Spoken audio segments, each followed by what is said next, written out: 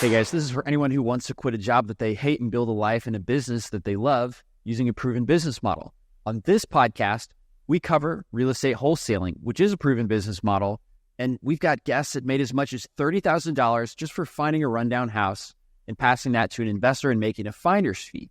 So there's a couple ways of doing it. And our guest today alleviates the anxiety that I hear is the most number one complaint from a brand new person when they're thinking about, how can I possibly make that much from finding a rundown house? And he talks about finding your end investor buyer first. And so he's going to tell a story how he made $5,000 on his first deal, but then how he's evolved his model so he can make more on each property stress-free by finding the buyer first. My name's David Lecko. I created a process that's helped 10,000 people quit their jobs and do their very first real estate wholesale deal in all 50 states called DealMachine. And my co-host is Ryan Haywood. He actually took a challenge to quit his job and do a deal in 2019, and he made $8,500, and he's done 400 wholesale deals ever since then. Yeah, what's up, Nathan? Tell us how you made $5,000 on your very first wholesale deal. All right, guys. So I've made $5,000 my first wholesale deal. It was from calling this expired listings list. So we just called this thing for like 2 months and eventually got a hold of somebody that was actually in pre-foreclosure as well. Gotcha. So the expired listings list, house gets listed with an agent. It doesn't sell. Eventually they take it off the market. It expires after 90 days, or how long does a listing take to expire typically? I think it might be something like that where they just take it off because it didn't sell. Hey guys, if you don't have an agent that's going to give you the expired listings list, inside of the DealMachine app, you can pull the expired listings for the area that you want to invest and look for deals in. And if you guys want a free trial of DealMachine, go to DealMachine.com/pod. We'll also give you $35 of direct mail to send to those motivated sellers. Your friend was a real estate agent. He wanted to try wholesaling. And so he had access to the MLS, so he could himself just kind of download that list of expired listings, right? And so that was cool. You guys really hadn't done any business together, but you knew you were going to go into wholesaling together, right? So I had a business partner, and we had networked with a broker who gave us a Mojo dialer and the expired listings list, and it's like, hey, go ahead, use this. If you get a deal, great, and then we can split that however, like a certain percentage. Yeah. Okay, great. So then it was calling when they picked up, like, what did you say? Well, the generic script when you first get started, hey, I'm calling about the house on 123 Main Street. Just calling to see if you have any interest in selling that. That was like the basic script that we were using at the time. Got it. And then somebody said, yeah, right?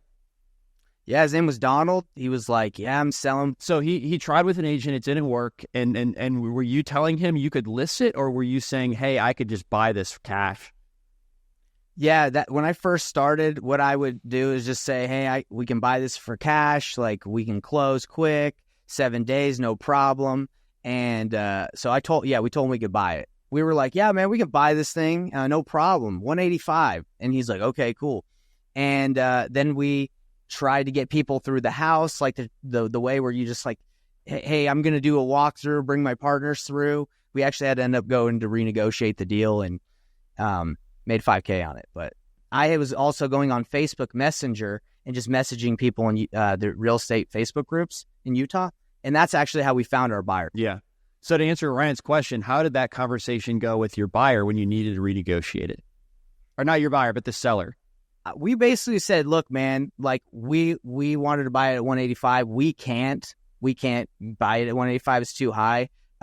We found someone else that can buy it at 185, and we want to make some money since this is like we brought in the deal. So are you cool? Like if we give you 180 and we give it to him 185 so we can make some money? And he was like, that's fine. Wow. So that we just kind of just laid it out there for him. Pretty easy. That sounded easy. Well, yeah. So you made $5,000 on this one because you ended up finding a realtor that ended up finding a buyer, yeah. Right? And you made the difference between 180 and 185? It was from someone on Facebook. I just had talked to someone on Facebook. His name was Roger. And he just was like, hey, I can pay 185.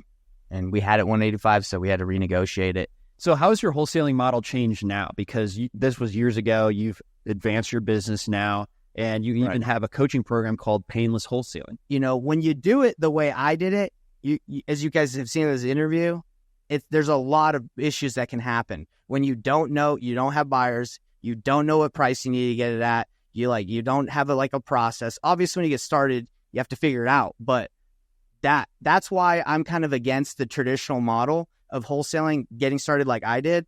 There's just too many. I think there's too many issues that can be avoided if you do it the painless way. Yeah. Tell us about the Payneless Way.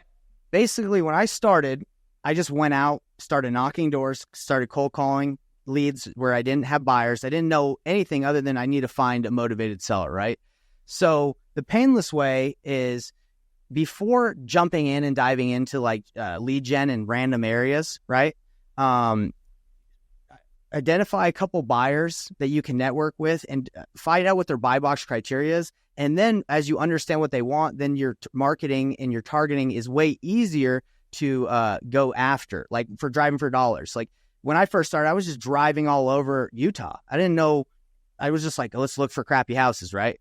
But if I would have started over again, I'd be like, okay, I have a specific buyer, Scott. He loves buying on the east side of the highway in Sandy. Okay, let me just drive there, and then I'll be really focused on those leads, because I know if I have something, I can just call Scott. If I have an interested lead or seller, I can call Scott and say, hey, Scott, I'm negotiating this deal. Where do you need to be just so I can make sure I don't waste my time like I did on my first deal? What I do now is, I've made really good relationships with 5 to 10 solid cash buyers in Utah that I call on everything that I have, and they give me their responses, whether I have it under contract or not.